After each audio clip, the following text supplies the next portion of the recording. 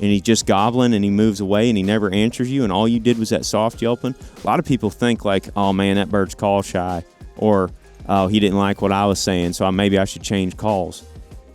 There's a good chance he never heard you. Sure. Mm-hmm. He's walking through loud leaves over there. He's over the top of a ridge. He might not have heard you.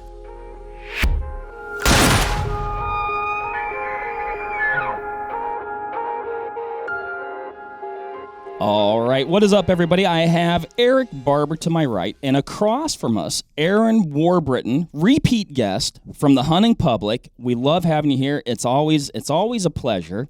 It seems like we always get you, and it's perfect timing. It's perfect time. We get you right before turkey season, because once turkey season kicks off, like it's over. Like we're not going to see you. Like I'm pretty well unavailable for some time there. Yep. Yep. My wife will definitely attest to that. So March through June. Yeah. Not happening. Exactly. So when are you not available? Spring and fall. Yep. We had you here for a visit yesterday. Worked on a fun, cool little project, followed by dinner, where it was delightful. And we talked turkey. I was telling Graham this morning, he's like, oh, how was it last time? Oh, yeah, it was cool. You know, we had dinner, talked a little turkey. And I was like, well, wait a minute. We were talking turkey. We were literally talking about turkeys, which then made me think, where does the saying, like, what is the saying talking turkey? Like, what does it mean? So then I looked it up on the interweb. And according to kshb.com, reputable source, which is that's where I get my news. Yeah. You told me last night you got it from Instagram. Yeah, I was just that's actually where I get most of my, that is. But I didn't want to say that publicly. I thought this might be a little bit more of a credible much source. more credible. Much more. It says, today the term talking turkey means to discuss something frankly and practically. When someone talks turkey, they get to the point, and the term often refers to settling a business deal, which isn't what we were doing. No, definitely not. So according to kshb.com, where I got this, I'm reading this. This is off. So this is these are I'm quoting this from the article. It says historically the term's meaning has varied.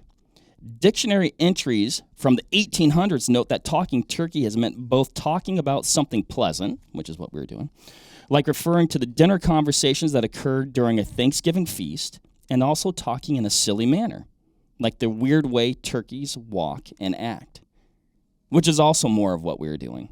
Certainly. The origin of talking turkey comes from colonial times. Historical accounts suggest the phrase came about from the day-to-day bartering between colonists and Indians over wild turkeys. And there it goes on. But that's the gist of it. Very interesting. Yeah.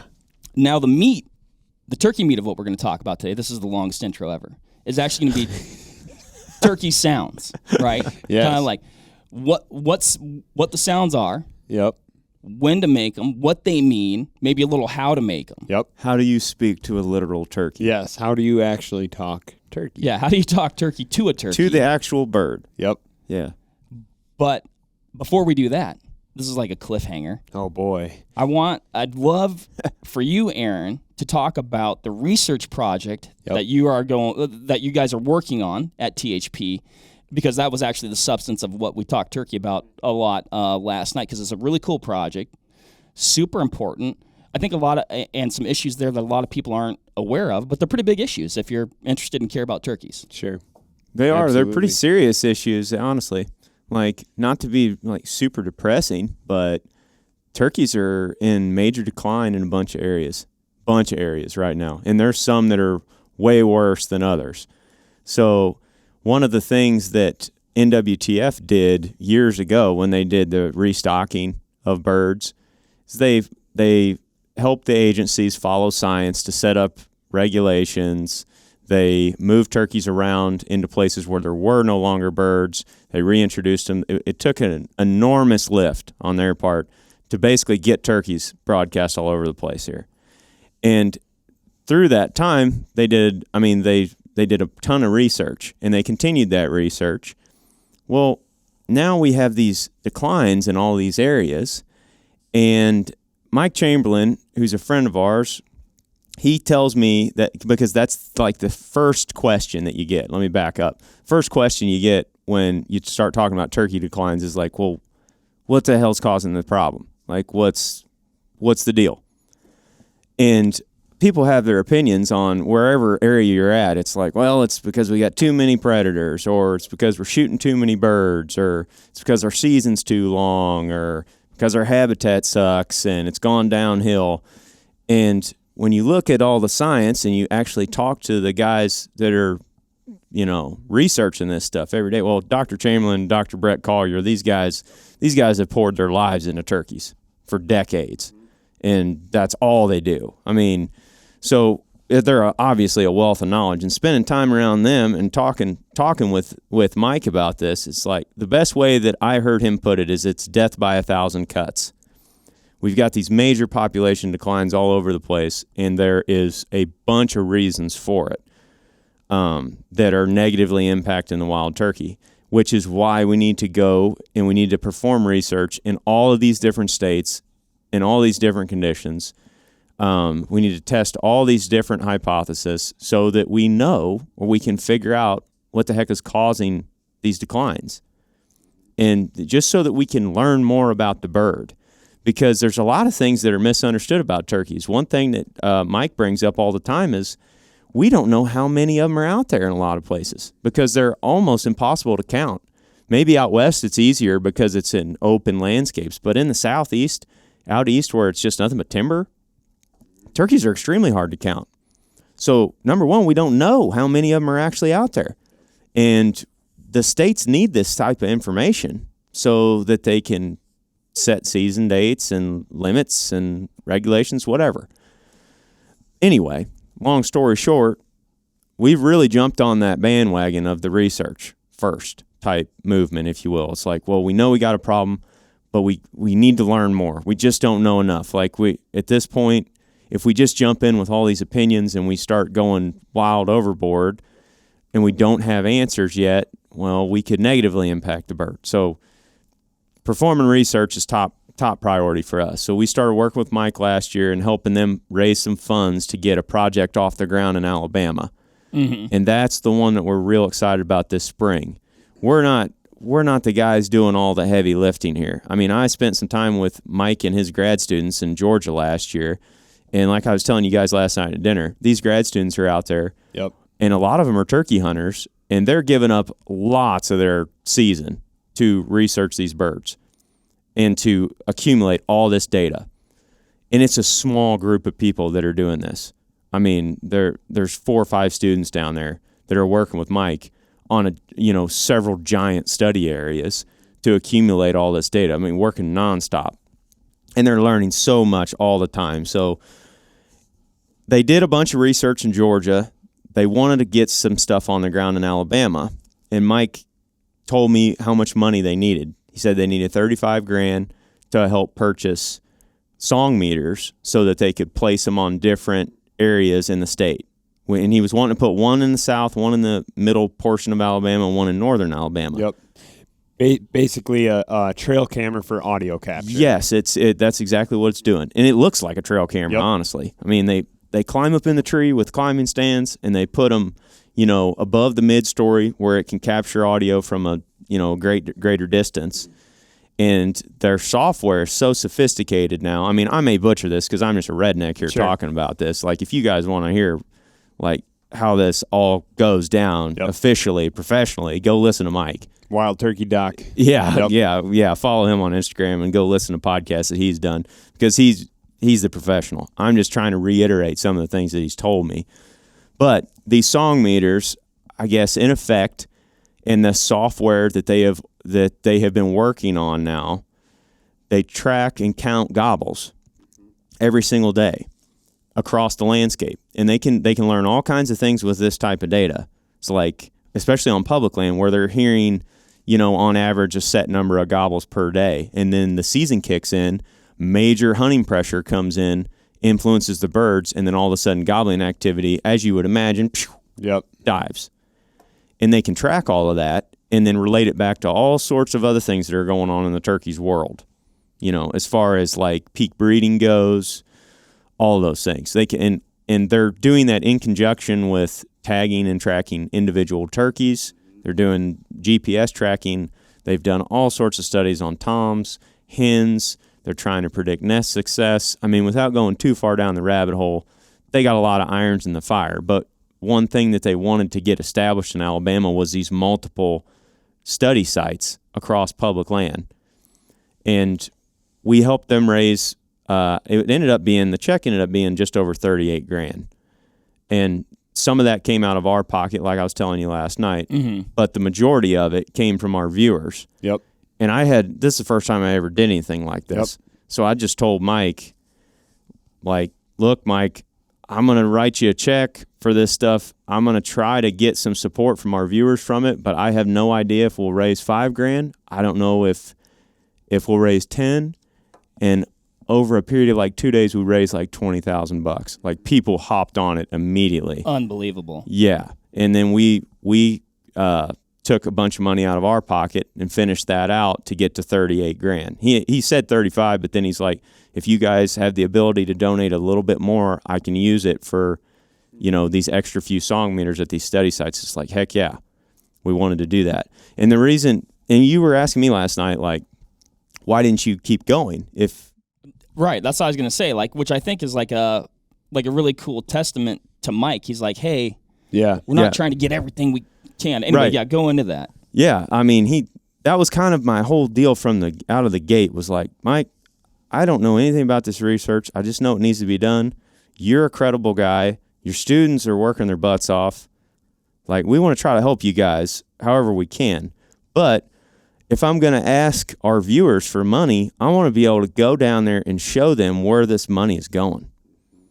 Like, and if this works out great and we end up getting tons of dollars for this, I don't want to overshoot the moon here. And then, because we're a small group too. I mean, if you guys watch THP, that's what it is. I mean, there's there's Hayden and Mindy are kind of behind the scenes, but there ain't nobody else. It's like that. It's just a small group of us. So trying to figure out where to put this money is a challenge in itself. So to be able to go and on the ground show people what it's going to. Mm-hmm. So that's why we stuck with that number. Mm-hmm. It's like, we're going to raise to a specific number, then we're going to cut you a check at UGA, and you can show us exactly where all this stuff is going. Yep. Mm-hmm. Well, and I know when we were chatting last night too, number one, to raise that amount of money in such a short amount of time really is a testament also to like how much turkey hunters just care about turkeys. They do.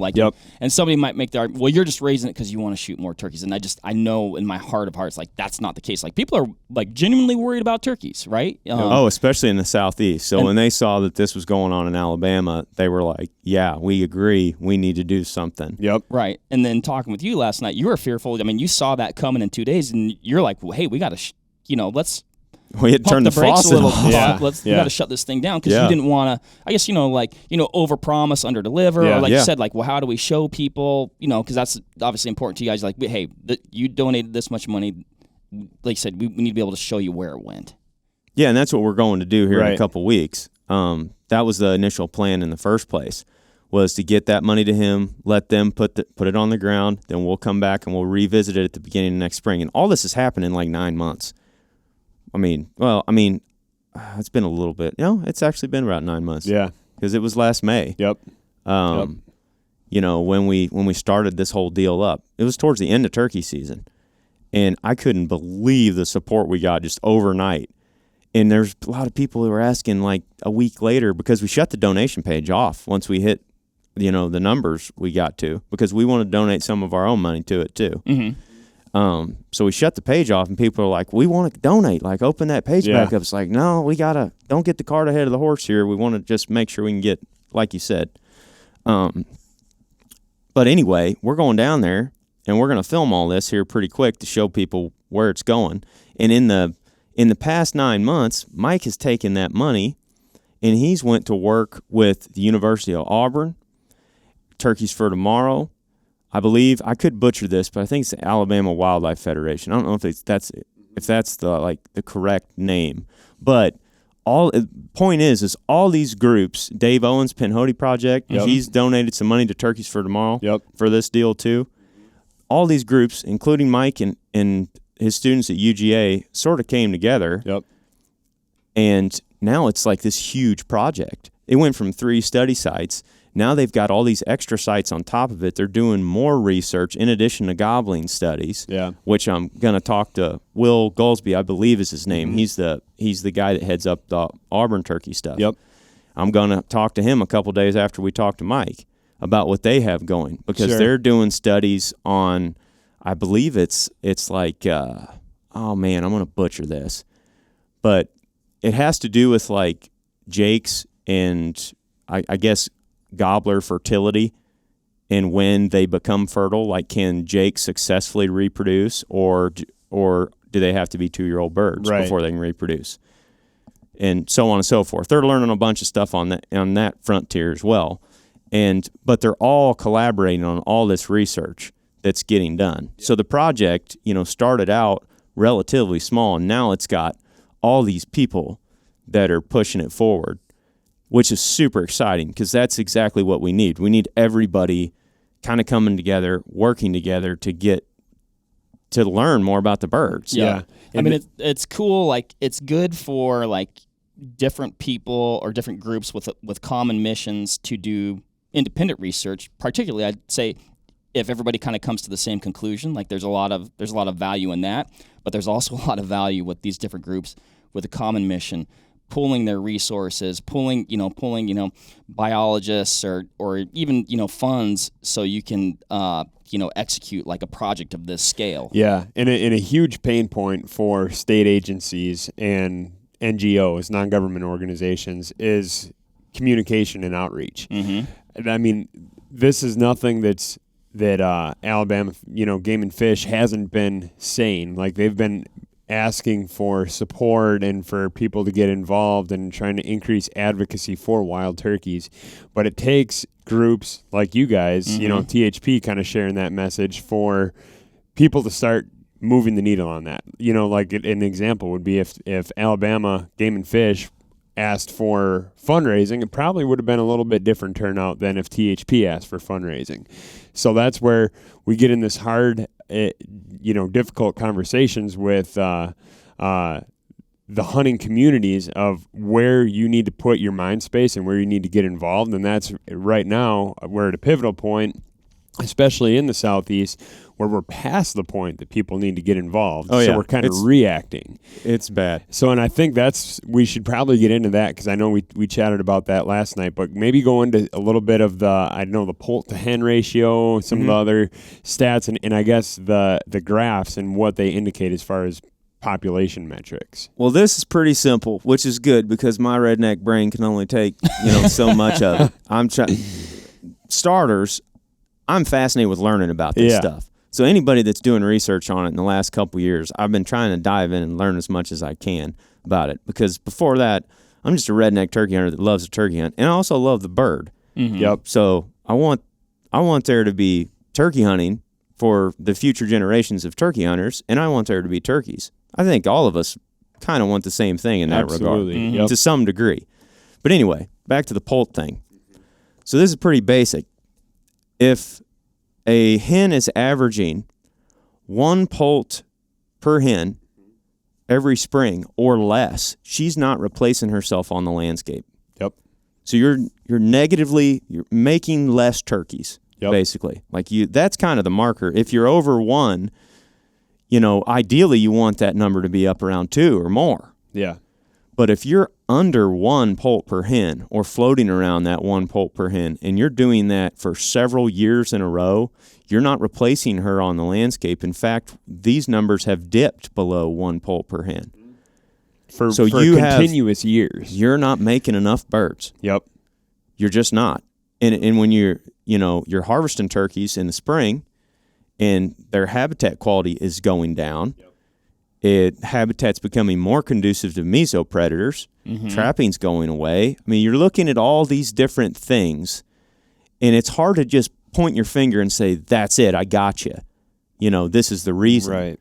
Because there's so many factors involved. But at this point, the poult per hen thing is really that's the thing that light bulbs started going off, for me anyway, when I came to understanding this. Yep. Because Mike said, years ago, they saw this coming in Arkansas. Yep. And Arkansas it's in bad shape for turkeys. I've hunted there twice in the last 5 years. Yep. Actually, it'd been about 6 years ago when I went the first time, and it was the toughest place I'd ever hunted. Me and Zach went down there. I remember that. And I'd say he probably would echo the same thing. Oh yeah, it's like that was one of the toughest places we've ever hunted turkeys. Yeah, one of the most beautiful places. Amazing, incredible. Yep. I mean, it looks like there'd be turkeys everywhere down there. Which is sad that it isn't. Right, and I mean, that is interesting, though. You look at, like, a landscape that you're like, man, this is turkey habitat. Well, at one time where are the turkeys? They were everywhere. They were everywhere down there. At one time, they had plenty of birds. I mean, I talked to the game wardens down there when we were down there on our second trip, and he's like, yeah, this place is nothing like it used to be. In their lifetime, even. In their lifetime. They've seen this happen in the last 25 years. So, 100%. I mean, when I started hunting turkeys, like, so I started hunting turkeys in Washington. I'm sure we talked about this before, but there was, this would have been like, I don't know, like 98. Yeah. 96, 98, something like somewhere in there. At that point in time, like it was like if you knew somebody that had shot a turkey, it's like, how did you do it? Kind of a big deal, like, yeah. It's like this mysterious new, fledgling opportunity, and they're there's pockets of birds here, pockets of birds there.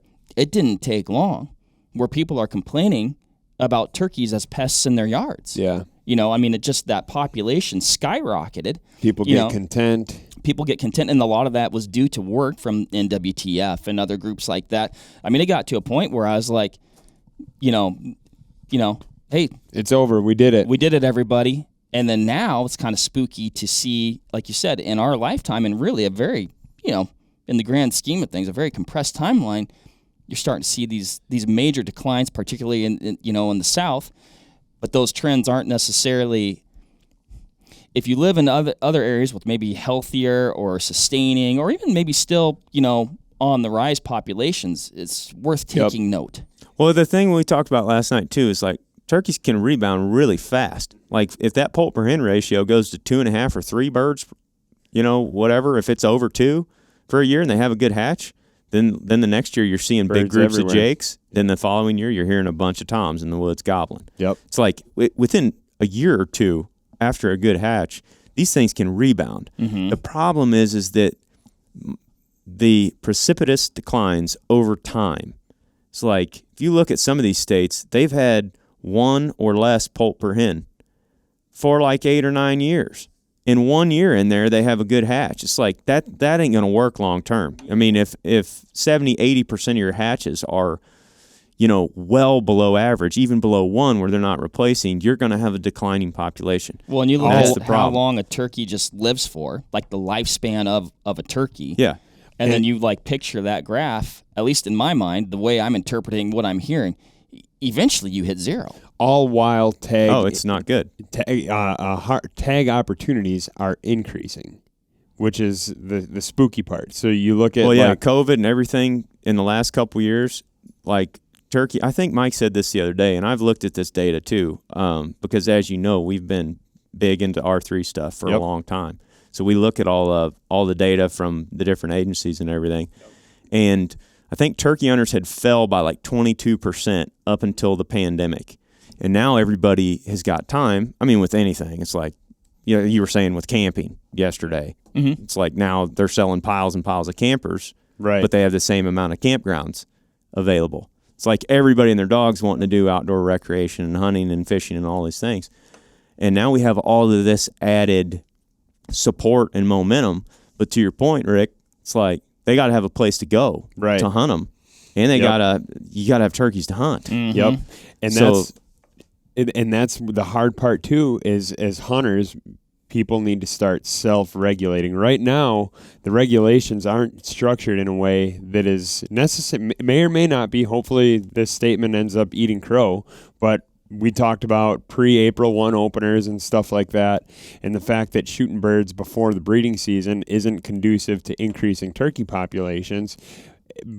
But you can still go to Alabama, you can still go to Mississippi, get 3 tags for pretty affordable price, and legally kill 3 birds. Yep. That's where hunters, though, and I'm looking at Wisconsin too, because as folks who've followed, either what we've talked about here or are familiar with Wisconsin's turkey season, you can kill a pile of birds in Wisconsin. There needs to come a point where hunters start self-regulating if they want to champion this stuff and push it forward. We yeah, can't and you need wait. to go to your commissions, Exactly. and you need to be involved in your state. Yeah, that like you were saying, some of these commission meetings have just a couple people in there that are turkey hunters. Like, we need to be going to these things and not going to them wanting to pick a fight. Go to them and be respectful and Provide feedback. Talk with your commissions, provide feedback, communicate with them. They want you to do that. That is the sole purpose of those. That's what they're there for. Meetings. Like, they want you to go to these deals and talk to them about turkeys. Yeah, and habitat and management and regulations. They want you to talk. They want your opinion. They want your feedback. That's why they send you all these surveys and all this stuff after you buy a license in whatever state it is. So I would definitely encourage people to do that across the landscape, regardless of what state that you're in. Go to your commission meetings and participate in this process. In the states are changing regulations now to try to help curb that to some degree in some places. But like I said a while ago, it's death by 1,000 cuts. It's one thing of 10, that we have to be worried about. And that's why the research is starting to really come in handy. Like in Georgia, they're really taking note of a lot of that research that Mike and UGA has done, and that's where we are talking about like the gobbling data and the overharvest early in the season before peak breeding occurs. That's a negative for turkeys, so they're bumping that season back a little bit to try to follow the science, if you will, which is what we were using Missouri as an example last night.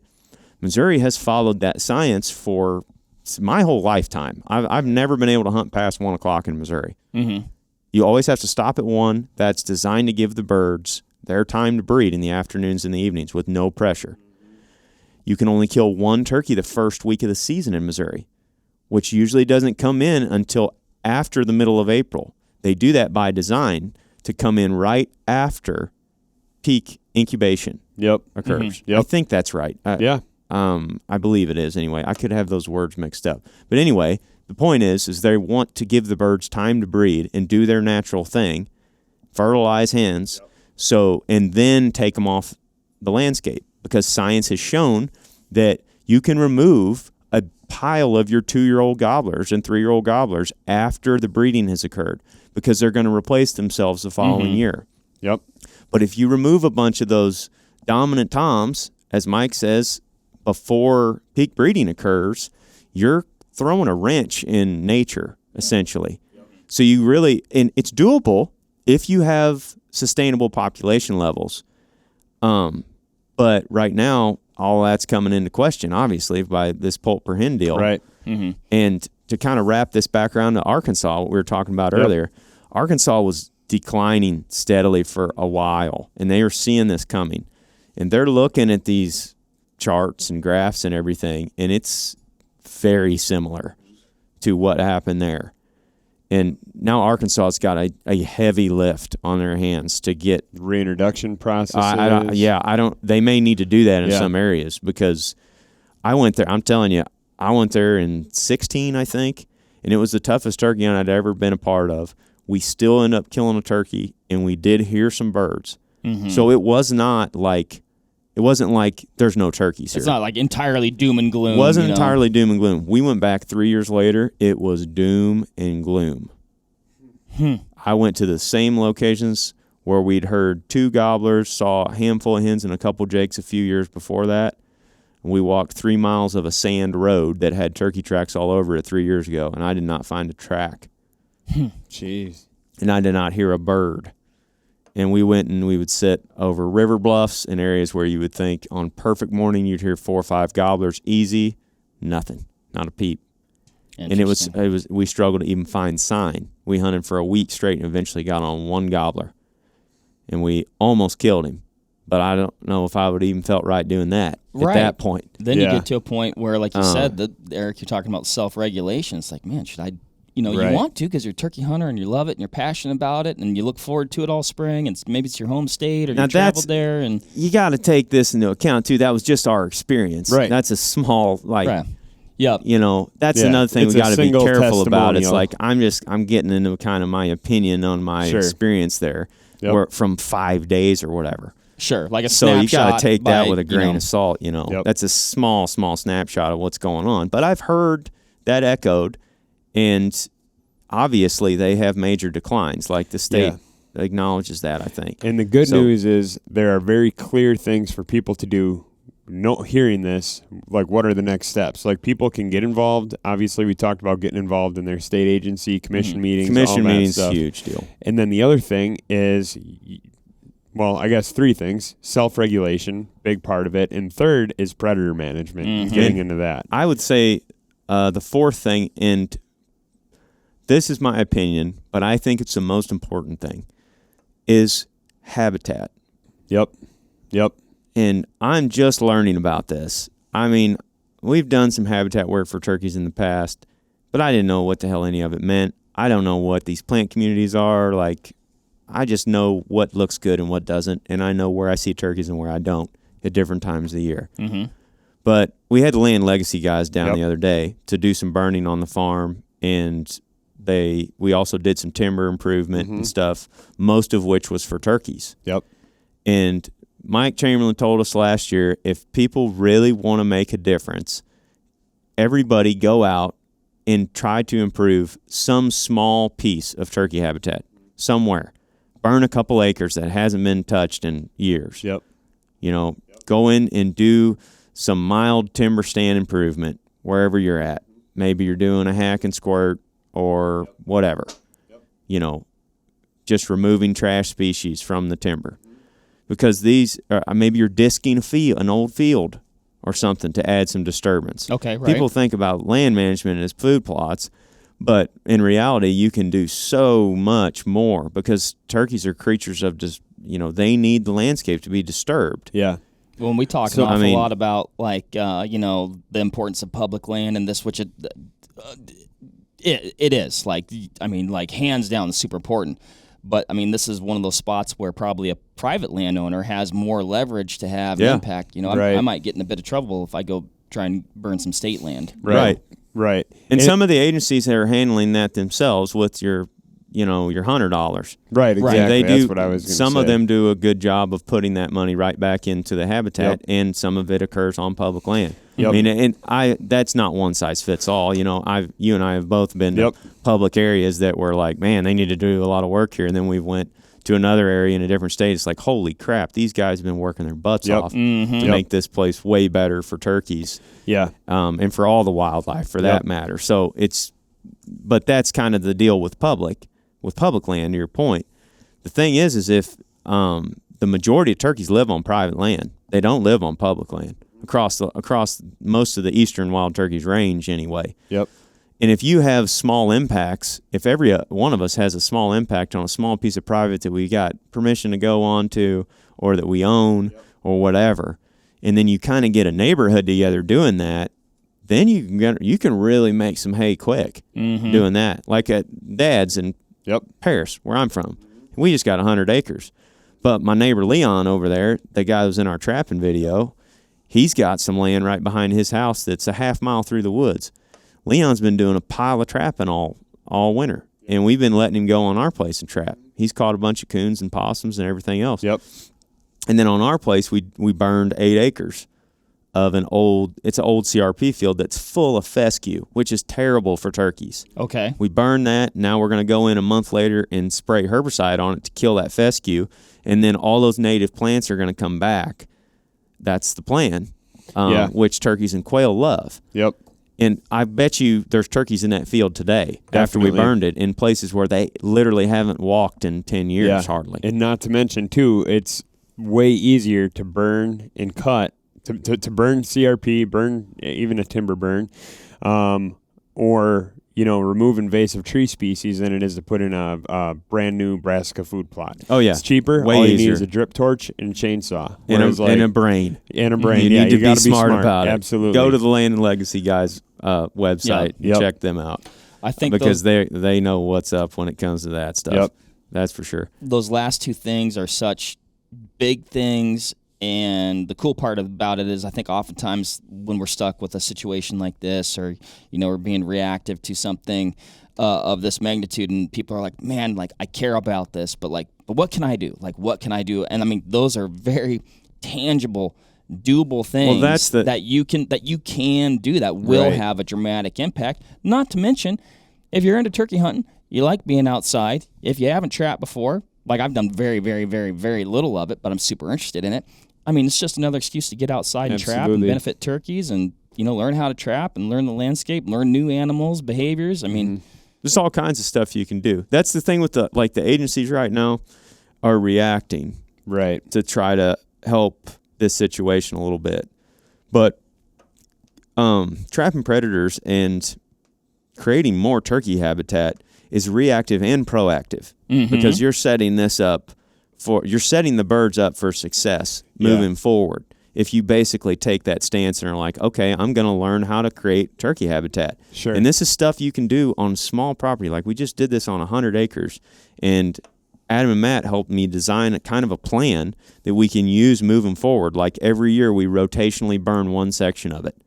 Every year we do a little bit of timber work here, so that, or maybe we disc this section, whatever. Right. It's disturbing the landscape. I mean, a lot of people, including myself, get intimidated by all that stuff. Yep.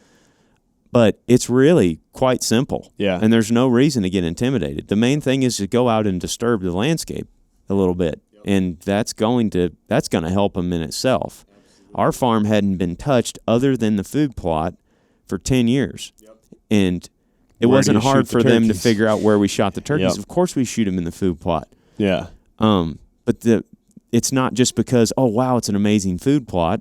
It's also due to the fact that's the only part of the farm we've disturbed in the last 10 years. A great analogy is like when they burn a big CRP field, they don't frost seed it with clover. The clover comes back naturally. The birds are there immediately following the burn. They're picking for bugs. They're feeding on that regen. Yep. I mean, and that is nothing other than fire. You know, fire and controlling it, obviously. Right. You talk to your local NRCS, USDA office. Sometimes they have, expertise on that, on like how to do prescribed fire. They can go out and mow fire breaks for you occasionally. Yep. I mean, there's co-ops and that Adam was telling me about the other day that are in small communities all over the place where you can get prescribed fire. Yeah. Work with your neighboring landowners. You guys can probably share gear. Maybe one guy has an ATV, the other guy has the chainsaw. I mean, we burned we had just paths mowed around the field that served as fire breaks, basically.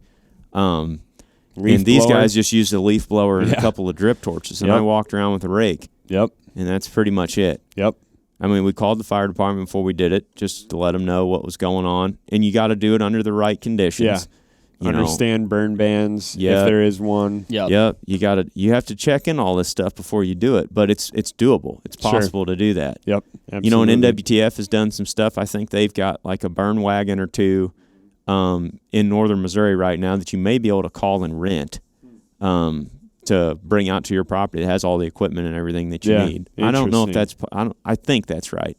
But the point is we just need more of that education out there so that people know how the heck to do this and know how to go about doing it. Absolutely. And I think a lot of it's just awareness, right? Like people, I didn't really realize there was a problem. Yeah, I can do that. I'll do that. I mean, it's not like people are like, well, I don't want to do that. They just didn't know that maybe they ought to be thinking about doing that. Yeah. I mean, I've been looking at that field for 10 years, and I know fescue is bad for quail and turkeys. I see it back there all the time when I'm walking up the hill. Right. But I knew about burning, but I had never even thought about spraying it with herbicide. Yeah. It's like, that makes perfect sense. You burn it, and then when the fescue starts coming back, you spray it, and you kill that crap out of there. Mm-hmm. And then you have all this room for your natives to come back. Exactly. Yep. The stuff that turkeys are going to love. And this year, it's going to be bugging. It's going to be, good brood rearing habitat for them to raise their poults in. And then next year, it'll be good nesting habitat. Yep. When it's a little bit taller and be better for the deer. Yep. And then in 3 or 4 years, you burn it again. Mm-hmm. And you just constantly cycling that throughout your property. Yep.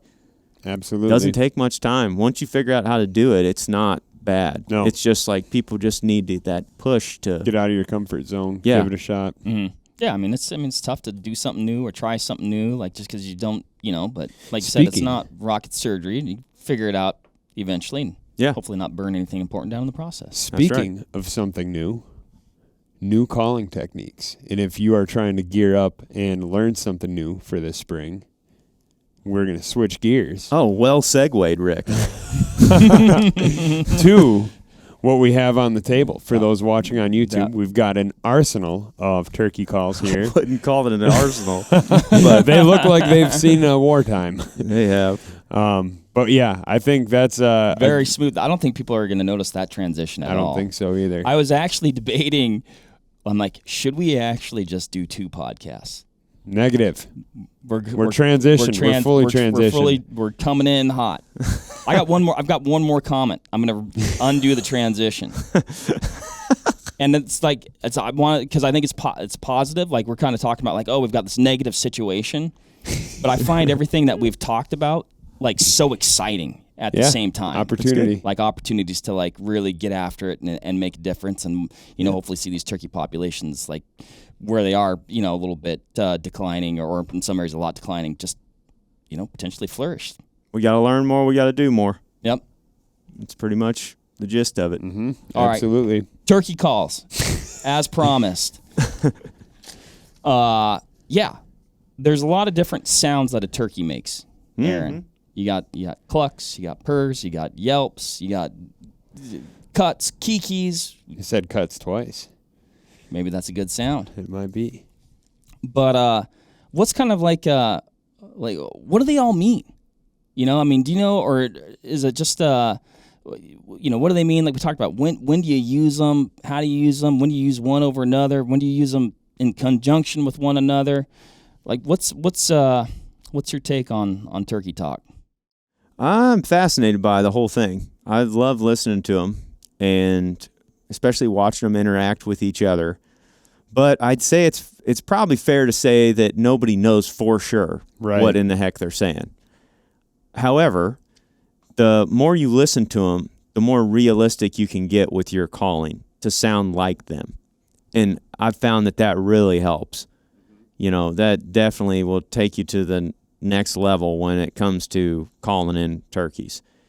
Because if you sound just like a turkey, yep, or as close as possible, obviously it's going to make for a better hunt. Yep. And at least that's been my experience, I should say. So, yeah, you mentioned clucks, yelps, purrs, kikis, all of that stuff. And I think all that's important to learn. I can demonstrate some of it for you, but what I'd recommend for most people is just to get on YouTube and listen to live hens. Okay. Listen to actual live turkeys calling, and then call yourself and listen to it. Think about your pace, your cadence, your pitch of your calling, and how it matches up with a wild turkey. Yep. And that's what I would use as my number one teacher. And as far as like learning to make those different vocalizations, for hunting purposes, I would really focus on yelping and cutting. Yep. Okay. Maybe clucking and purring a little bit. But I could see a new hunter getting way too carried away trying to figure out how to make a kiki or a purr when they really just need to spend, or this is my opinion, I guess, but I feel like they would need to spend more time learning how to yelp like a wild turkey to really try to sound as close as possible, because a turkey can yelp a million different ways. But most of the calls that I use in the spring woods is, I mean, most of it's yelping and cutting. Yep. Of some variation, with maybe some clucking and purring in there to maintain some sort of realism. Occasionally a kiki, but it more often than not, it's just talking to a gobbler or a group of hens with yelping and cutting. Absolutely. That's what I wind up using most of the time. And I mean, we can talk about tree yelps for various different situations, fly down cackles. All those things are good to know and good to practice, but don't get the cart ahead of the horse. That's my advice anyway. Yeah. Just focus on learning how to make a really clean, realistic yelp. Yeah. And as you kind of mentioned first-time turkey hunters, and I'll use myself an example, someone who's been hunting turkeys for my whole life. There are not a million. There are 3 primary different vessels to make that sound, from box call to diaphragm to a slate call, pot call. And don't feel just because like the stuff that you see out there is maybe more whatever diaphragm oriented or pot call oriented. Pick the one that works for you. Mm-hmm. Yeah, it all They'll works. all do the job. Yep. This is what I take to the woods. Yep. You're looking at it. Mm-hmm. It's like, this is it. I got one crystal call right here with a couple of strikers. My other one's in the vest. And I usually take 3 or 4 mouth calls. Yep. And I'll occasionally have a locator call, but anymore I just out hooting with my voice. Yeah. Mm-hmm. And that's it. Yep. Those 2 things. And I feel like I've actually reduced the amount of stuff that I've taken with me over the years. Absolutely. I used to have 2 calls and box calls, and I have 2 or 3 friction calls. I have 10 mouth calls. I have a push-pull call in there. I'd have 2 crow calls and 3 owl hooters and a belated woodpecker call. And before you know it, it's like you're running the store. Yeah. No one needs a box call, right, Mark? Box calls are good. Disagree.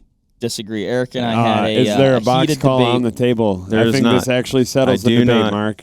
I don't use a box call, but I have I. used a box call. Yep. And I do like them. Never heard of her. Do you want me to kind of walk you through Would this? love that. I was going to say primarily, the Yelp and some of its variances and maybe some of the, like they said, the cadence, the tone, the pitch, and maybe talk through some of that. Okay. Because I agree. I mean, if there's like a bass sound that, like you said, you mix in the other stuff, but if there's a bass sound that's going to, bring a gobbler, and if you can perfect that Yelp, that's going to be a, good thing to have in your pocket.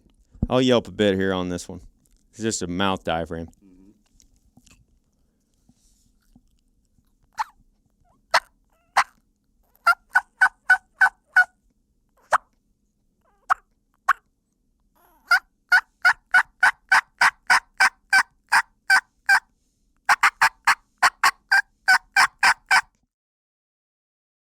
That's just cutting and yelping.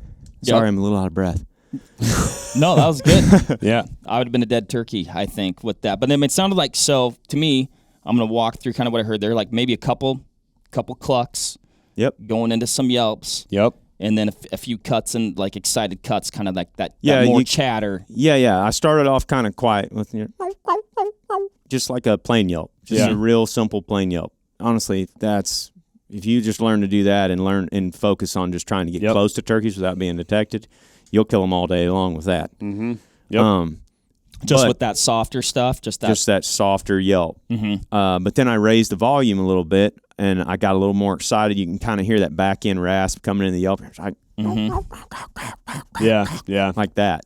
And that's a hen that's she's just getting more excited about whatever it is. She's showing some personality. Yep. You've always explained that to me, like have some inflection. Inflection in your calling. Yeah. Yep. And what, I guess, go into what that actually means. Like, what is inflection? It's like emotion. Yep. That's what I would think of it as, is just a turkey does not do this. This is my pet peeve right here. I'll just do a demonstration on this call. Mm-hmm. Yeah. Or they go like that. Yeah. That can kill turkeys.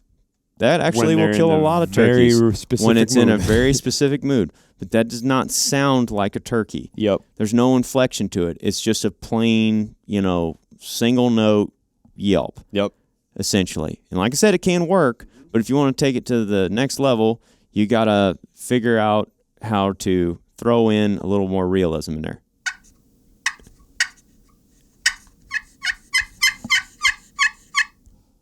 Hear how that yelp kind of went up staircase almost, and then it dropped back down a little bit. Yep. Now that's not one. There's not one way to do that. I mean, one hen may do that, and then the next hen may be, she may have some fire to her that day. Yep. Or she's, she's got a lot of excitement in her. But that's why you got to listen to live turkeys and how they interact with each other. The other thing that I'll touch on that's real important, I feel like, is volume. Yeah. Mm-hmm. So you can do that soft stuff that I started off with a minute ago on the mouth call, and you can call real soft and sweet with those plain yelps. But if a turkey's 150 yards away and he's over a ridge and he can't hear you, and he's just gobbling and he moves away and he never answers you, and all you did was that soft yelping, a lot of people think like, oh man, that bird's call shy, or oh, he didn't like what I was saying, so maybe I should change calls. there's a good chance he never heard you. Sure. Mm-hmm. He's walking through loud leaves over there. He's over the top of a ridge. He might not have heard you. Yeah. Yep. So even if he is only, as the crow flies, 250, 300 yards away. Yep. Which if you go stand out in a parking lot and 250 yards away and call facing someone, they're going to hear that like that. But you throw some terrain in there, maybe you face the other way. especially with a mouth call. Yeah. Yep. Especially with a mouth call. Like, you can direct that sound. Yep. And I'll do that all the time to get turkeys to go where I want them. Yeah. You know, that's why I really like a mouth call, is because you can project it. Mm-hmm. And to your point, Rick, if you go out there in the woods and you get 60, 70 yards away from somebody, I would advise anybody to do this with your buddies. Get out there in the woods with a mouth call and have them set up and call at you. Yeah. And record it, listen to it, give them feedback on how it sounds 70 or 80 yards away in the woods. Yep. Because that's the ultimate test. That's where they're going to be hearing you at. Yep. A lot of times they're not going to be hearing you from me to you. Right. They're going to be hearing you through the timber, over a ridge or whatever. Yeah. So get somebody out there and do that. And then also turn completely away from them and call the opposite direction. And that person that's out there at 70 or 80 yards, you'll see immediately what I'm talking about with volume and directing that. Gotcha. I remember a hunt from several years ago. Corey O'Day and I were hunting on a big ridge top, called these birds in, and they kind of skirted around us, but they gobbled 3 toms, 3 pack of toms. They all gobbled in unison when they were like 130 yards away, but they were facing us, and you could like feel that sound hit you. They got past us, and when we were trying to turn them and bring them back, which we were unable to do, but when we yelped at them, they all gobbled again. Now they're probably 60 yards away, so they're roughly half the distance, but they're facing away. They all gobbled again, and it sounded like it was three different toms, maybe several hundred yards away, and they were just 60 yards away, facing the opposite direction. Yeah, that's another big key with learning how to hunt turkeys, is just being able to figure out distance. Yep. Because a lot of times a turkey will gobble in a hole below you in thick, dense vegetation. And you'll be like, oh man, that thing's 400 yards away. But he's way closer. He's 100 yards Yeah. away. He's just in that hole, and if you take 10 more steps, you're going to blow him out of there. Yep. You know, so that just comes with experience. And, yeah, you know, and you're going to blow hearing them turkeys in out of different there. environments and stuff. And that's part of learning it. You know, Yep. You're going to hear a bird that you might think, oh, yeah, he's probably I got some wiggle room to get closer to him. Yep. You'll step into the timber and boom, there he goes, Yep. flying into the next ridge. Oh, I mean that is the cost of doing business in the turkey woods. Yep. That is going to happen. I mean, I can't even count the times that. But you learn something every time you do Exactly. that. Yeah. That's important to do that every once in a while, especially if you're just getting into turkey hunting. It's like if you're not pushing it a little bit to see what you can and can't get away with, you're not going to learn what you can and can't get away with. Like, you can ask and listen to podcasts and do all that stuff, but actually going out there and putting your boots on the ground and figuring that out over time is what's going to really help you. But as far as the volume is concerned, you heard me yelping a minute ago on this. Mm-hmm. I started off soft and I increased that volume and inflection, if you will. Yep. That sound's going to project further. But that's the main reason I bring a friction call with me, is because I don't believe a mouth call will carry as far as a friction call. Yep. Now, it could be a pot and peg, it could be a box, whatever the heck you're comfortable with, it really doesn't matter. But if you do that same test, that 60, 70 yards away in the woods test with a friction call, you'll notice that this thing is harder to point in a direction. Right. Mm-hmm. So like with a mouth call, you can cup your hand over it, you can call straight at the turkey. And then you can turn away and you can really direct that sound well. So if you need him to come 15 yards to your right to get an open shot on top of a ridge, you face to the right and back behind you to get him to come past you in that spot. That's what I love about a mouth call. It's pretty crazy even too. Like as you're demonstrating on the mic, as you cup your hand, the sound. The audio in my ears right now is changing dramatically. Yeah. Yeah, but that's why you always see us doing these goofy things with our hands when we're calling with a mouth call. Yeah, you're throwing that sound. You're moving elsewhere. the sound. Yep. Yeah, and that's also sounds extremely realistic, because a turkey is usually not. Yes, that's right. Mark has his hand for those that are listening. For those on YouTube, Mark, I'm making a turkey with my hand. I drew one with my hand yesterday also. Yeah. Yes, but a turkey's bouncing through the woods like that. Sometimes they're yelping as they're feeding along. Sometimes they're yelping on their toes and where they've got their head periscoped up. Mm-hmm. And that sound is changing as they move through the environment. For sure. So when you're directing that sound around, it sounds more realistic. But the friction call this thing is killer to have because it projects further. I believe this thing will project further than a wild turkey can call. Absolutely. Okay. So a Right. wild turkey and you on your mouth call may yelp about the same volume. But this thing, you can actually increase that volume, I think. And if you get to certain spots in the woods where you've got, the ability to project that sound over long distance, you can use this thing to really increase that volume. I can't tell you how many times I've been running a mouth call, running and gunning and trying to locate a bird, and I put that mouth call away and I grabbed this thing and I started cutting,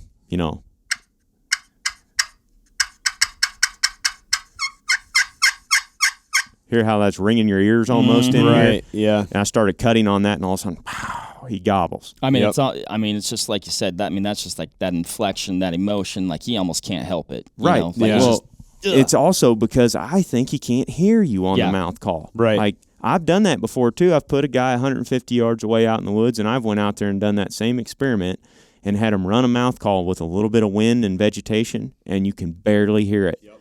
Then they get on that friction call, and they go to call, and you can hear it. Absolutely. That's what a turkey's hearing. Yep. For sure. It's very similar anyway. Yeah. From a distance, that's the point of you calling, is you're trying to elicit a response out of a bird. And if you're only using the mouth calls and that sound isn't carrying more than 100 yards, you're not going to strike a turkey at 300 yards. Yep.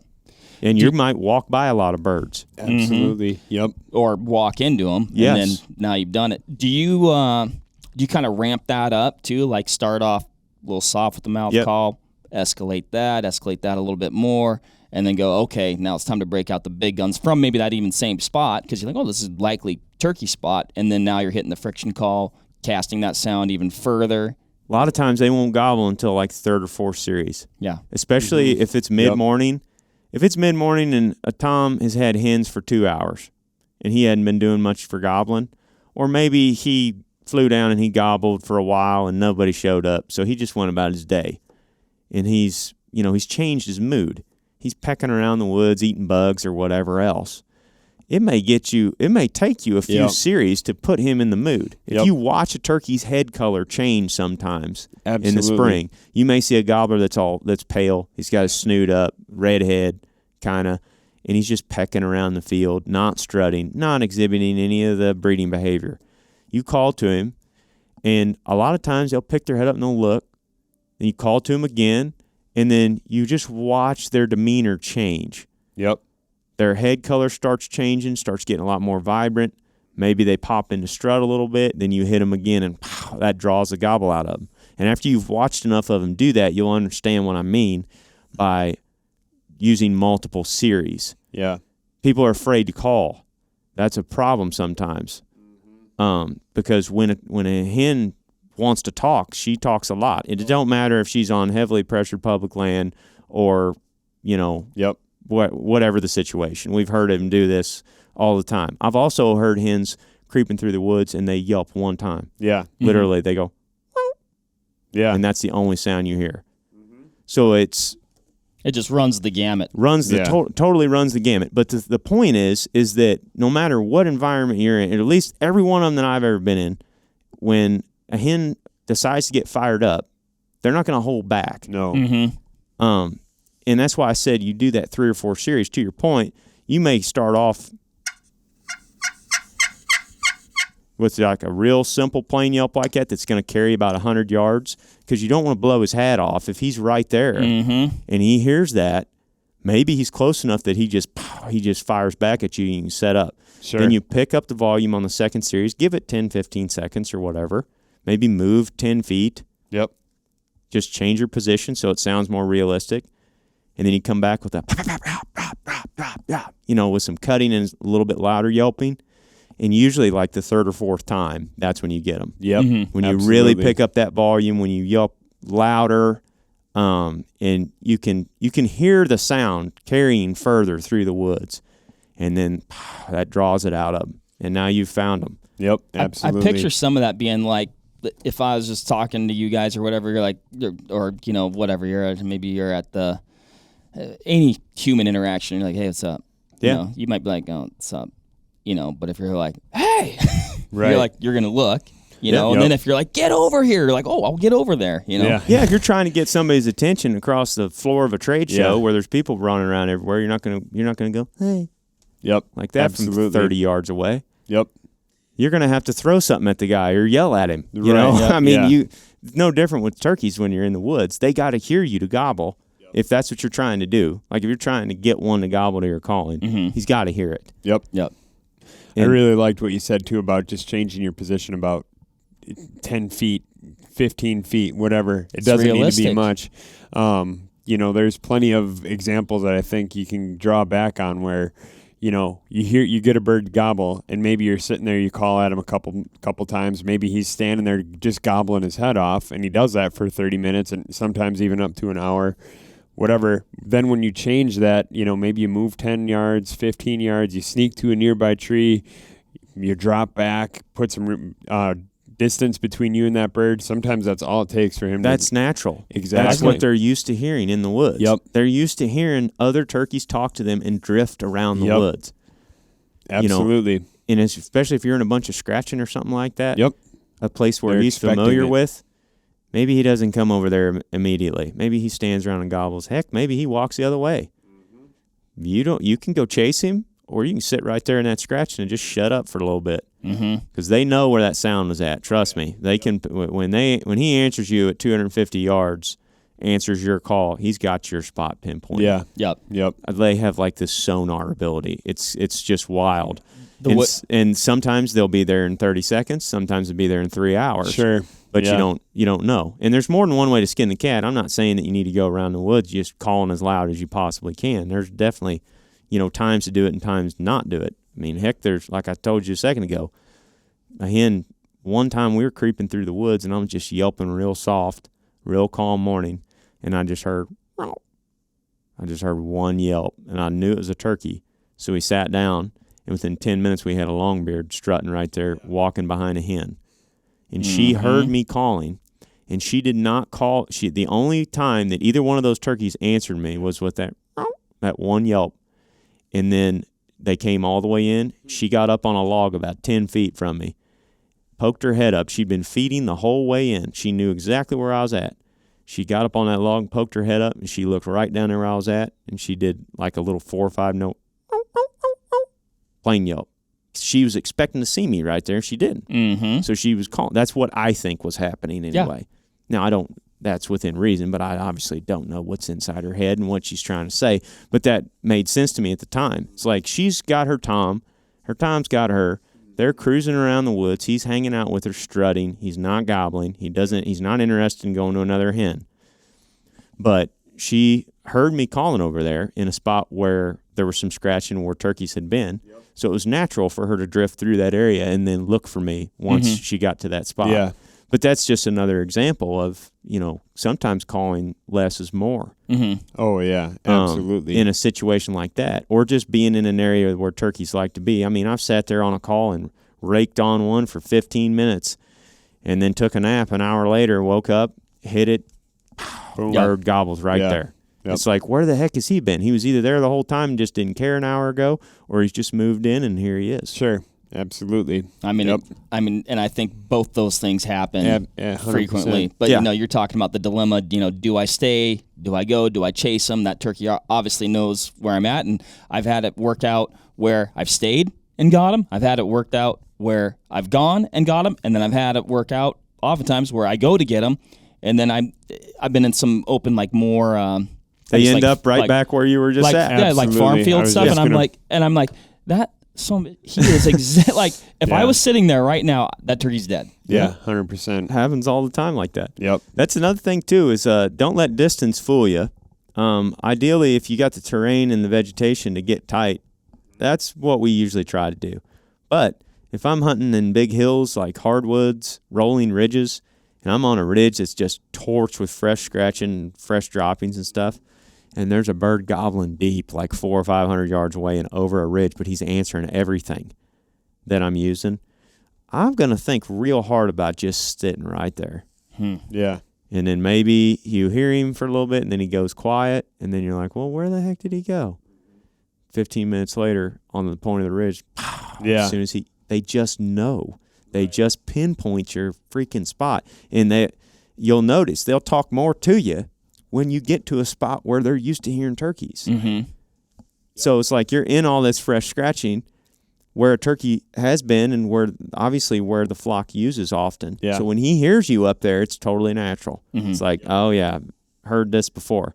Yeah, you see that a lot with guys that hunt field gobblers a lot of times. It's one thing to scout and find a field that has a bunch of turkeys in it. You can go in there and put a decoy in the big aggressive strutter in a field that's had maybe another big aggressive tom in that. You can put that strutter decoy in a corner where there's not normally turkeys. That big aggressive tom that you think is going to come kick your decoy's butt comes out, looks at that thing, is like, I never see birds there. Back to doing his thing. But now the next morning you get in his strut zone, you put that same decoy there, everything the same, just a different location. The script flips and now you got him. Yeah, so it's not natural. And it could be a totally different turkey too. Right, exactly. It could be one turkey to the next may not like the decoy. He may not want any part of it. Then the next day there may be a gobbler there that you believe is the same bird. Right. And it's a chance it might be. There's also a chance it could be a different one. That's something I've learned from Chamberlain in the last couple of years on their GPS studies of toms as they move around the landscape. Yeah. It's like if you're hunting a creek drainage or river or bottom or anything like that, especially around home, there may be one or two toms up there in a roost area every day. And I used to think, well, it's just our local farm toms. Sure. This is them.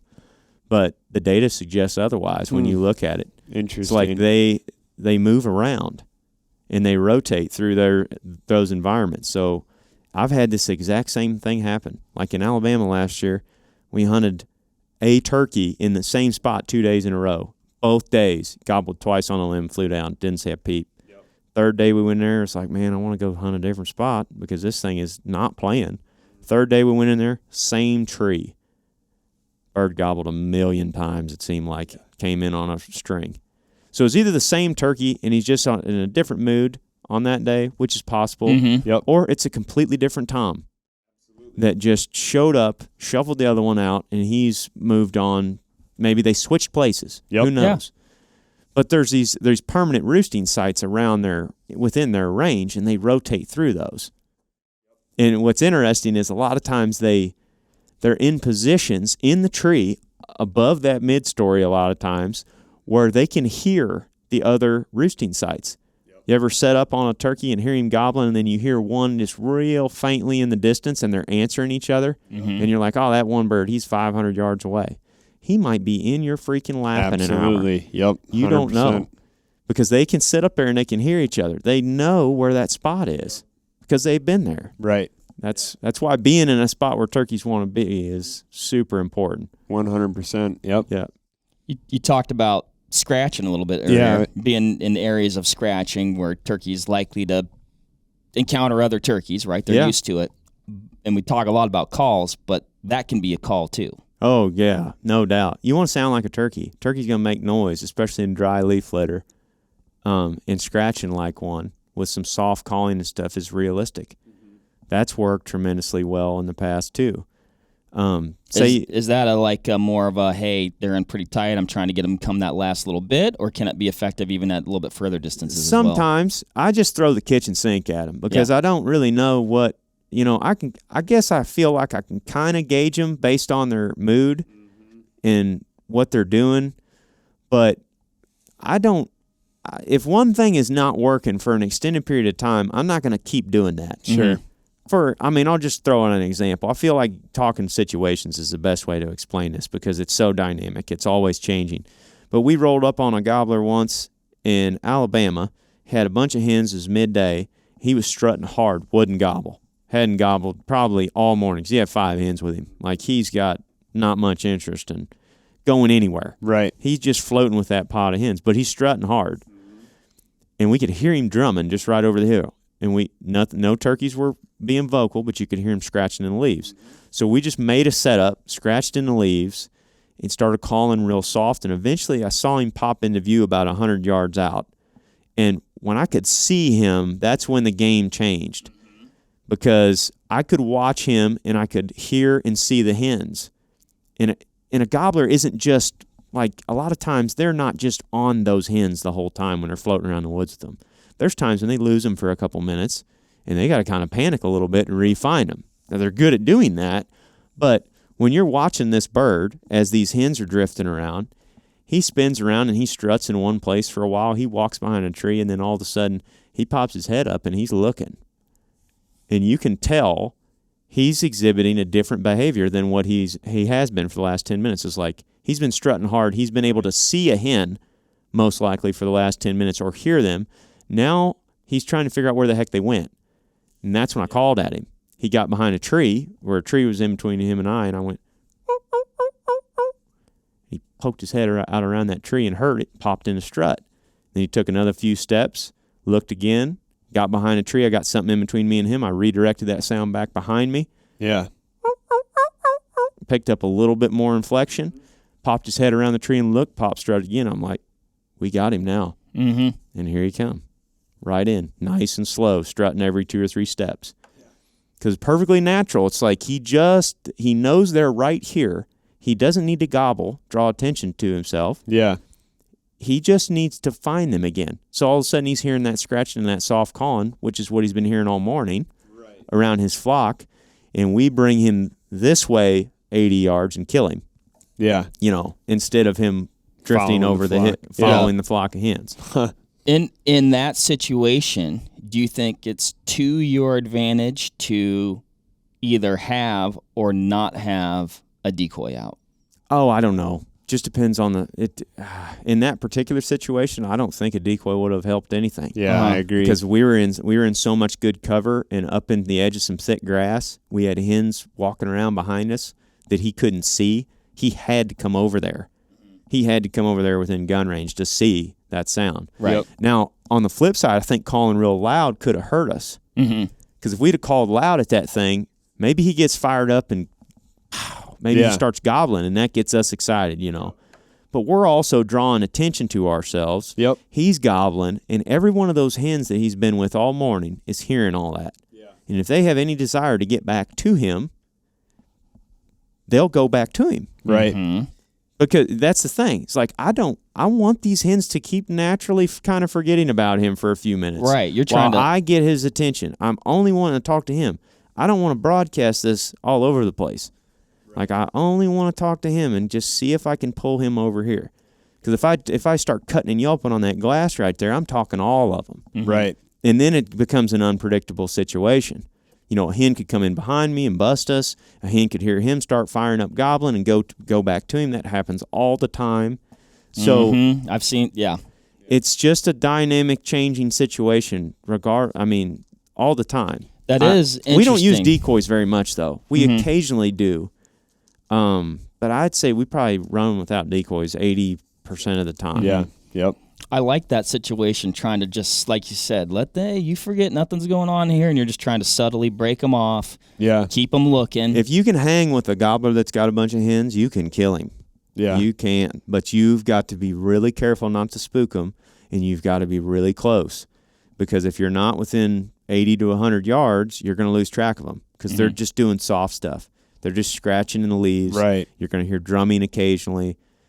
They're usually not moving great distances. They're just floating around the woods. This is kind of an early season type scenario.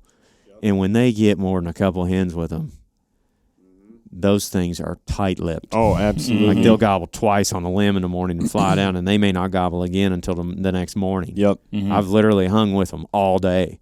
Yeah. Like me and Zinger killed one in Mississippi. We heard him gobble 3 times on the limb that morning. And we hung in there with him all day, and we killed him with 15 minutes left. Did you were you like maintaining sight of him then, No, kind of that whole time? we could hear him. You could just hear him. We could hear him scratching. Yeah. We could hear just occasionally. Yeah. There was lots of times when we're literally sneaking through the woods, trying not to make a sound, and we are frozen for 15 minutes. And that's all you're doing is listening. You're just listening. And if you don't hear them, because turkeys are moving. Mm-hmm. Most of the time, they're bobbing around. They don't just stand there in one spot forever. Yeah. They're bobbing around. They're moving around. Occasionally, a tom will stand there in one spot and gobble and strut or look. But if you got a flock of them they're doing stuff. Oh, absolutely. Yep. You know? And the other thing too is reading the room. You know, like if that tom gobbled 3 times on the limb, flew down with those hens probably aren't yelping at the top of their lungs. He's obviously not gobbling, so it'd be real unnatural if all of a sudden one of those hens is yelling at him at the top of his lungs. Yeah. No, He's not they don't gonna like need that. to do that. Exactly. They're right there. Yep. Right. The other So- hens aren't going to like that, and that's what pushes one out of your out of your world. That's right. But we just stayed with him that day, and eventually, right before dark, the hens peeled off of him and went to roost. We heard one of them fly up, and then an owl flew over and hooted. He gobbled, and he's like 80 yards away. I'm like, that sucker has not gobbled in 11 hours or something. Yeah. Like he hasn't gobbled in a long time. Yeah. And then I was like, well, now's the time, maybe. Let's see what he does. Tore it up. Hit him again. It's like he just lost him. We literally have hung with him all day Yeah. until he lost him right at roost time, and he came in on a string, and he gobbled every step of the way. Literally didn't say a peep all day, and then gobbled probably 25 times in his last 3 minutes. Yeah. That is so cool. Because Zinger sawed him down at about 15 yards. Yeah. Which I mean, that's a cool thing yeah. too, to not lose hope at that last minute, because it's easy to go, well, they're flying up. That's it, boys. I'd much rather deal with a henned up turkey than a turkey that is a lemon, or he's in a bad mood, or it's late in the year and he's been shot at a bunch and he's just acting like a moron every day. Yep. Like, I'd much rather deal with a henned up bird than that one, because the one late in the season, he may be gobbling a bunch. Right. He may walk the other direction every single time he hears a stick break too. Mm-hmm. Exactly. And he may do all kinds of screwball funny stuff. Yeah. Because he's just been pressured to no end. And he's had to change his behavior to survive. Mm-hmm. But when you're dealing with a tom that's got hens, he's got one thing on his mind. It's no different than a buck that's in a rut. If you can get in their bubble, they ain't thinking much about you. Yeah, absolutely. Their brain is elsewhere, and as soon as they lose those hens, it's like that is when they're totally stupid. Yeah. You scratch on a rock and he's coming. Yeah. Yeah. But that doesn't last long. Like, Right. it's a short window. You got to be opportunistic about that. Yeah. Yep. Absolutely. What about I guess I've had this happen a couple times. Like, as a last resort, I've had toms that are with hens, and you're just like, there's nothing I do can break him off. He's got these hens. He won't pay attention. What about getting aggressive with those hens and getting them to come over and drag works. that bird with them? Sure. It's the kitchen sink thing. Yeah. I mean, that's what it was. The 2 times that it stands out that I've had that work well, it was like, well, here we go. We'll try this one. Well, say, for example, on that hunt I was just talking about, me and Zach, we had all day to hunt him on that particular day. Mm-hmm. And there wasn't much other game in town, so we were just like, we're going to hang with this sucker until we kill him. Yep. So we were kind of playing it a little conservative. Say you've got to be at work at 9 a.m., and it's 8 o'clock, and he's got a bunch of hens, and they're right over the ridge from you. Well, you got to try to make something happen. So try to get those hens fired up and bring them to you. Sometimes it'll work. Sometimes they'll get fired up and start answering you, and they'll take him the direct opposite way. Yeah. And they'll go another 200 or 300 yards to kind of get out of your zone where they feel comfortable again. Mm-hmm. But, yeah, it's definitely a good tactic to use. Yeah. I think the big thing is it's all just so situational. Oh, yeah. Like what worked on this hunt isn't going to work on that hunt. And No, so you on just and so need to have forth. all these different tools and tricks in your pocket, and don't keep an open mind, because you can use them at different times to your advantage. And I don't know the answer of when to use it, Right. Because that answer doesn't exist. Right, you know? but it's just knowing different options that you have. Like, gobble at him if you have to. Yep. Like, I've done that before, where I've had one that had no interest in coming to a hen. Yep. But I started gobbling at the sucker, and here they came. Yeah, for sure. It's just those are kind of an anomaly. Right. But it still does happen. It's very situational. Yep. What about, I want to talk a little bit, just real quick here, about clucks and purrs, because I feel like yelps, clucks, and purrs, at least for me, well, and cuts, because I do like those. But so those 4 sounds to me are kind of like the main ones. Yep. Make a cluck there, Aaron.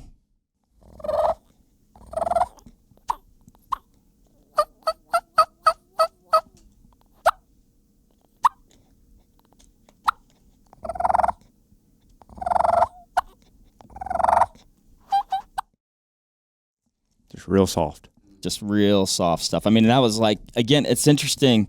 Like, it's hard not to throw in those other sounds because when you're making those calls, you're painting a picture of the mood of that bird. Like, I picture just a bird making turkey sounds, pecking around right there, real soft. Just that's the feeding, trick, though, is you gotta loafing, try to make it as realistic as you can. Like, if a turkey's loafing doing that, I'll hear people learn how to purr, but it's more like a fighting purr that they're doing. So they're going.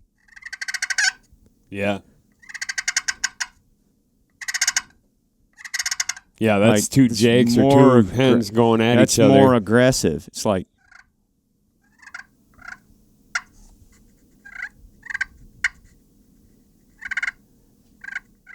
See how that's that real subtle purring? Yeah. It's like there's a difference. But you got to listen to live turkeys and hear that difference so that you know what sound you're making. Yep. And you incorporate that with a little bit of scratching, and that's deadly. Yep. And I think those sounds, weaving those in to what you have going on, like you said, like the Yelp's king, right? Yep. But the Yelp is king, and like I said earlier, figure out how to do it a bunch of different ways. Right. That's really important. And figure out how to change your volume with it and stuff. But yeah, I mean, it's just the kitchen sink thing. But those more thing to know. Those clucks and purrs, I feel like that's kind of like that's your close game. That's either I don't know that a bird could be close, right? Or that's also like maybe your finish game too. That can be your finish game. Like, okay, just come that last, coax into that last little bit. Yep, we're here, over here. Keep looking. Yep. You can start with that too. Right. If you don't want to yelp, and that bird is ready to rock and roll. Yeah. You may go. And if he gobbles to that, a lot of times you're going to be done real soon. Yeah. Because he's ripe. He's ready. You might be able to put the call down and I think a lot of times he just heard you. He knows exactly where you're at. He knows that that's a hen, and he is very interested. Yep, absolutely. But I've had him do that, gobble once, and then you never hear him again. Right. So, yep. That does sound like turkey hunting. Yep. It is. Yep. But you got to stick with it. You do. You got to stick with it because the same bird, you could hunt the same. You could end up hunting that turkey a couple days, or hunting a turkey in that area, and they just make you pull your hair out, man. Mm-hmm. And then you go in there, and they just do absolutely perfect. They come right in on a string, and like I said, scratching on a rock. It just depends. You have to be out there though. Yep, absolutely. And don't give up on them because their mood can change. And like I said, a different turkey could show up. Right. Yeah, it's very mood dependent, very situational. Yep. And that's what I love about it. I love how darn frustrating and cool these birds are. Yep. They're freaking awesome, man. When it works, it works. Mm-hmm. And it is fun. And it's fun when it doesn't work. Yeah. I don't know. Yep. Did we leave anything out, Erik? No. I think we're good. I'm pretty jacked up about turkey season. You got this glow about you now. Just hearing Aaron's calls, man. Like I'm just like I can talk about painting a picture. Yep. That picture's being painted. I don't know about that. There's a lot of guys way better at this than me. So I think the big thing that we did leave out is where can people follow along, Warb, as far as your content, all that stuff, the fundraiser project. Where can people learn more about all that stuff? We'll have it all on the YouTube channel, The Hunting Public, this spring. Yep. We've already filmed some of the land management stuff that me and Ted are working on now, so that'll be out soon. And then we'll be doing all this research content soon, and we'll be firing up new research projects, and then we'll be hopefully starting to hunt some turkeys here at the end of next month. Yep. I like it. So Awesome. All right, everybody, check it out, The Hunting Public, and thanks everybody for listening. Aaron, thank you for the visit and visiting with us and talking turkey. It's always fun. I always learn a lot and have many, many takeaways. And I'm pumped for turkey season. Until next time, good luck in the woods, everybody. Thanks, guys. There you have it, folks. Thank you very much for listening. As usual, give this video a like if you liked it, comment something below, and give us a subscribe to the Vortex Nation podcast channel. It would mean a lot to us. Also, why don't you give us a follow over on Instagram while you're at it, at Vortex Nation Podcast. We'd love to hear from you over there, and we'll keep you updated with all kinds of cool photos and videos from our adventures that we do here. Otherwise, we will see you on the next one. Thank you again. Happy hunting and shooting, everybody. Have a good one.